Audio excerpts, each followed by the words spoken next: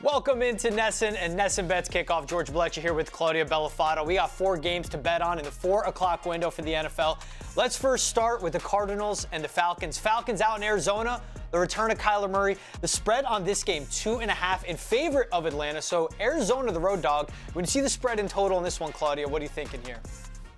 Let's talk about the movement first. So open Falcons 1.5. You mentioned it. We're seeing 2.5s out there. So as always, shop around. When I look at this side, I don't want to take the points. I don't want to lay the points. I don't trust either offense. I think it's great that they're getting Kyler Murray back, but you can't really expect much from him, or I think any player coming back from injury. He's been off the field for a while, so I would stay away from a side. As far as the total goes, that open 41.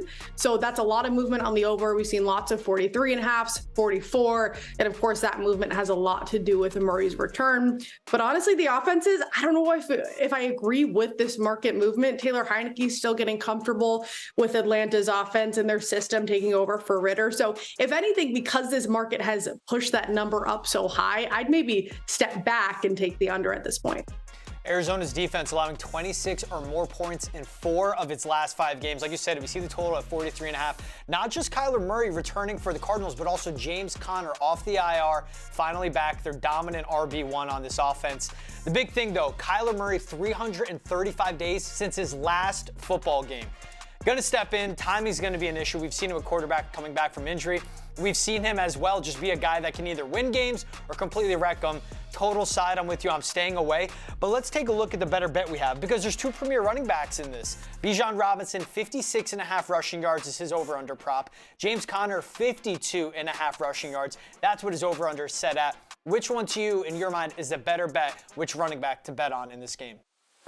I look at Bijan Robinson, and of course there was so much hype around him coming into the league, and everybody took him in fantasy, and everybody's mad at head coach Arthur Smith. He's getting a ton of flack because they haven't really used Bijan, and you can use him on the ground, you can use him through the air. The production hasn't been there, and that I don't think has much to do with his talent than more than the system. But in this spot, I do like him to get there. A lot of it is because of the matchup. Cardinals' 3rd worst rush DVOA when it comes to defense. He had 11 carries in each of the last 2 games, just shy of this yardage number last week, but 62 the week before that. So I know if you're looking at his game log, it hasn't been super consistent, and Conner actually has been to some extent, but I'd probably still go Robinson here. And the numbers do tell you a bit of a story here.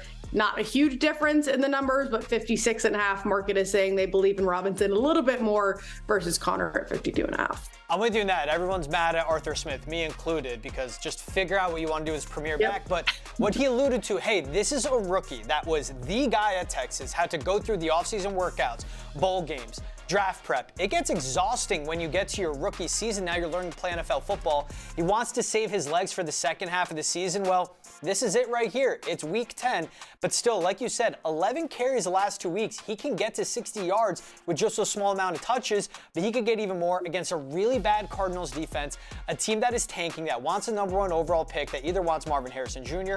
or Caleb Williams. I think there's so much that goes into this, but I trust Bijan Robinson more in this spot, because also I think Atlanta can win this game, and if they get up, that takes out James Conner from the run game. That is a guy that can get it done in the passing game. I want to see Kyler Murray, again, back into it. You want to get him those true looks in a game and those reps. I think game script, and I also think ability and ceiling speaks to me in going with Bijan Robinson over 56.5 rushing yards in this spot.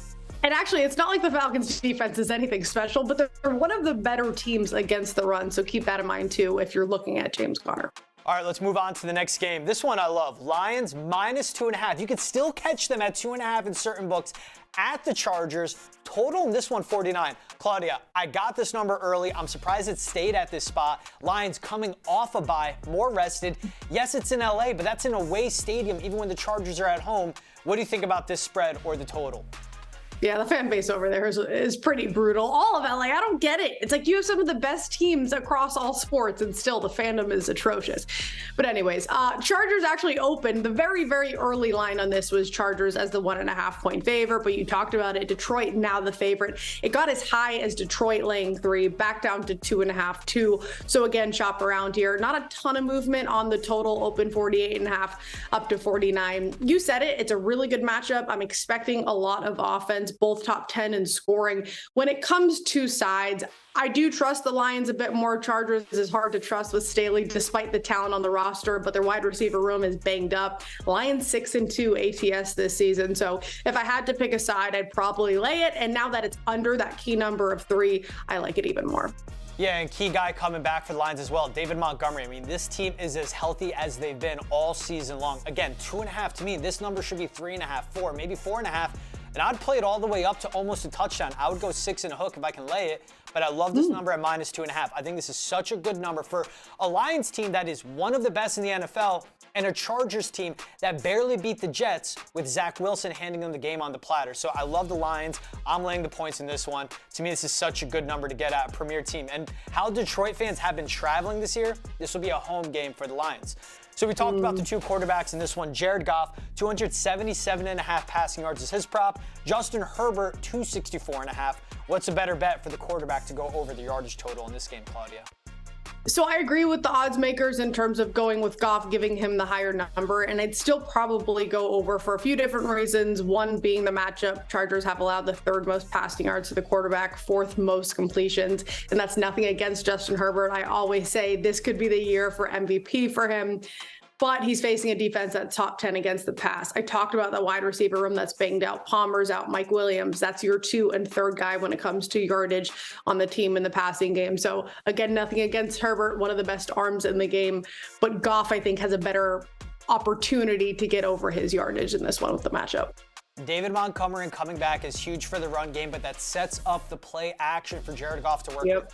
I'm with you in this. He's cashed us over 3 of the last 4 weeks. The one that he missed, 272 yards in a win against the Vegas Raiders, where obviously you don't have to throw the ball at a certain point because you're beating them so bad. So I would go Jared Goff over 277.5 before I play Justin Herbert. He had under 150 yards when we saw him in Monday Night Football against the Jets. Jets have a better defense, but this Lions defense is just as good. I think that finger is affecting them, and I just think the offense for the Lions has a higher ceiling. One other one I like in this one, if I'm going to go anytime touchdown, I want to say this quick. Jameson Williams, 5-1. Again, coming out of the bye, I can see Ben Johnson scripting a play, a big home run hit pass for Jameson Williams, because he's catch and touchdown or bust. You want to get that guy going. And in a low-stakes game like this one, it's low stakes because the Lions should win. Why not see what you got with Jameson Williams and try and practice a big play like that? 5-1, Jameson Williams, anytime touchdown. I like him in that spot. All right, as we go to the next game, Giants at Cowboys. Claudia, 17.5 points spread now. Cowboys at home against the Giants starting Tommy DeVito. Total in this one, 38.5. Are you touching to lay 17.5 points? No. I will never lay 17.5, and I don't care who is at quarterback, who is on the other side, who's coaching. It doesn't matter. 17.5 points is way too much when you look at the parity in this league. Now, does that mean the Cowboys can't cover? No, absolutely not. But this opened Dallas 9.5. There has been crazy movement. It's the biggest spread we've seen all season.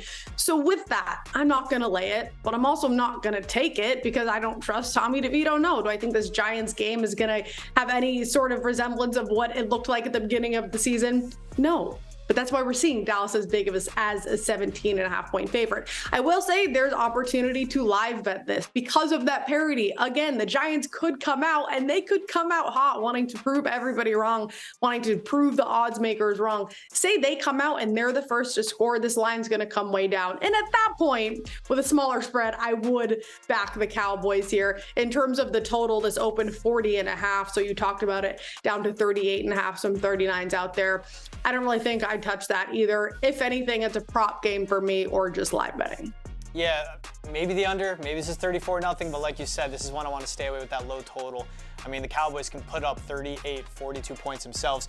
What's a better bet in this game for you? We have 2 running backs on the prop market in this one. Saquon Barkley over 20.5 receiving yards, or Tony Pollard over 19.5 receiving yards.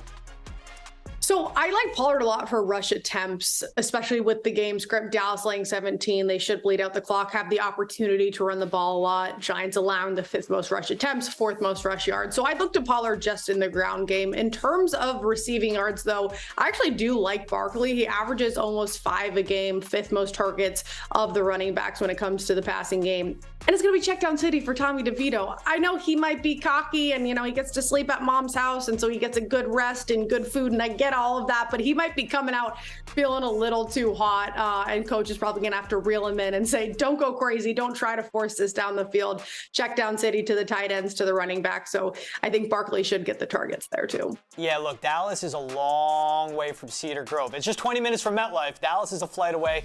I'm with you. Give me Barkley over 20.5 receiving yards because he can be the workhorse back. But what's Dan Quinn and this front seven going to do? Dial up the blitz. Force the run game to take out of the game. Force Tommy DeVito to beat you. Checkdowns and screens can slow down the pass rush.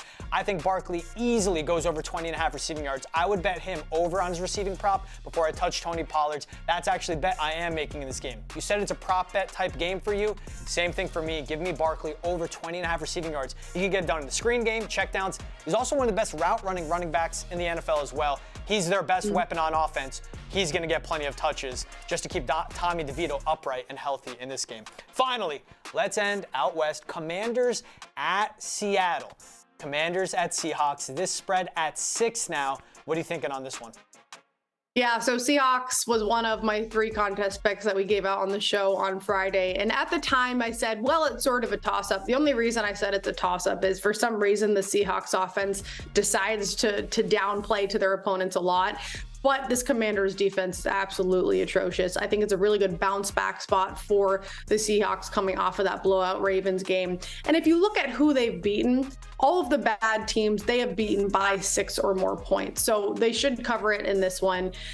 I said at the time it might be a good teaser spot if you wanted to pair them with another team, basically like a 2-leg parlay, bring it down to under a field goal. Well, in this case, it would be down to a pick 'em. That would be around -120 in terms of juice, but they should cover the 6. Come on, it's the Commanders. Don't do what the Patriots did. The fact that the Patriots lost that game and they gave away their 2 best defenders, I don't think the Seahawks are going to do that. Same mistake. This is a game that opened at 5.5, now up to 6. I would bet it to 6.5. The Seahawks at home. Look, the Commanders are going to go in cocky. They pulled off a win. Who cares? The Patriots, as we saw this morning in Germany, are one of the worst teams in the NFL. I will say that a million times. A lot of change may happen down Foxborough, but concentrating on this game, I'll lay that 6 with Seattle. They're at home. The weather, 54, not much wind, rain later in the day, but they can run the ball, they can throw the ball, they can defend, they have good coverage corners. So I think in this game, Sam Howell might get his receivers might get his, but I think the Seahawks covering this one, especially now with Leonard Williams on their defensive line, who they traded for from the Giants, more of a pass rush against a bad offensive line. So let's look at the better bet in this one. DK Metcalf, over 66.5 receiving yards, or would you go Terry McLaurin over 59.5? Scary Terry's been really consistent. He's catched this prop in the last 4 straight, but it all comes down to the matchup. So I think Metcalf, anybody on the Seahawks offense should eat because Washington has a bottom 5 pass defense. But specifically with Metcalf, they are the 2nd worst team in the NFL against the number 1 wide receiver, which he is. The targets, catches are consistent week after week. Outside of last week, he only had a catch, but it was a 50-yard catch. So I think the production should be there for Metcalf. Hey, I'm with you. I like the production from Metcalf. Better bet, I'll go Terry McLaurin because that's a low prop for him. He's cashed this over. Yes, the Seahawks have Devin Witherspoon, but they're primarily a zone run defense when it comes to coverage. Sam Howell's a lot of chaos. I saw firsthand in Foxborough last week. Terry McLaurin, Jahan Dotson will get open. McLaurin, 20 targets the last 2 weeks. I like him in this spot, but hey, I like DK Metcalf as well. I think there's a lot of passing. Receivers will thrive in this game, but I don't mind if you want to bet DK or Terry. For the sake of the show, Claudia, for interest, I'll go Terry McLaurin over 59.5, but I like your bet as well. Little fun heads up. Yeah, I don't think you can go wrong either one there. Exactly. We're agreeing to agree.